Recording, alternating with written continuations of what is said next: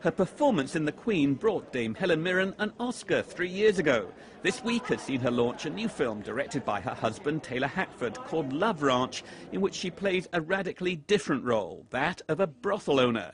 She's been cast as a no-nonsense Nevada brothel madam in a romantic drama inspired by real events. Her character falls for a boxer her husband has enlisted her to manage. I just like you, okay? What do you mean you like me? I mean, look at me. Look at me. I'm old. I'm not like those girls that... This role was very different from The Queen. Presumably you like variety. I like it. It's obviously fun for me to do lots of different things. But also, you know, you want to keep just changing the tune as far as the public is concerned as well, because the public tend, if they like a tune, they want to hear that tune over and over and over again. So it's important just to kind of play lots of different tunes if you have the opportunity. And playing a brothel madam is a very different tune, isn't it? Yeah, it is. Yes, it is. What was important for Dame Helen in taking on this part was that the story had some basis in reality. I mean, all the major elements in the story actually happened. A boxer, an Argentinian boxer, did go and train in a brothel. He was a contender. He had fought Muhammad Ali. One of the things I love about the film, to me, is its real feeling of authenticity. I think you really feel that you're in the 70s, in Nevada, in a brothel.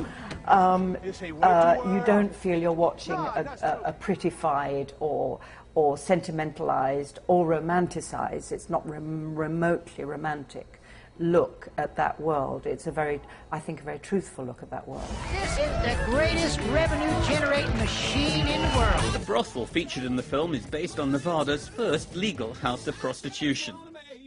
How much research did you do? Did you actually visit a brothel?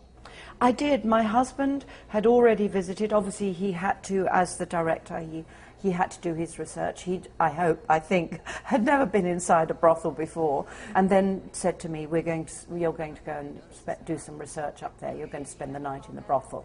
I said, I'm not going to spend the night in the brothel, Taylor. I don't need to. He said, no, you have got to experience it. And I was very resistant and very frightened, basically, just terrified, really. So, but he forced me to go, and bless him, he was absolutely right. It was invaluable. I mean, what are your views on legalised prostitution? I mean, as a result of working on the film, did you change your views at all?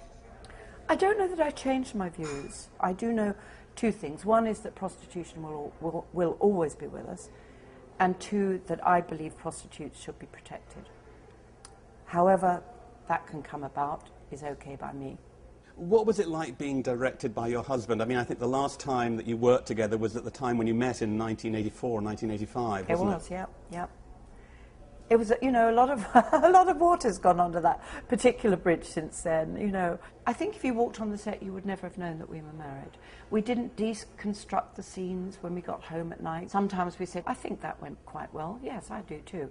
And that was about as far as our discussions went. We really naturally fell into our separate roles as director and actress. Love Ranch, a low-budget film, will need all the help it can get to make headway against Hollywood's summer blockbusters. Its subject matter won't necessarily have broad appeal, but it's got one major asset in its favour: the formidable acting talents of its leading lady.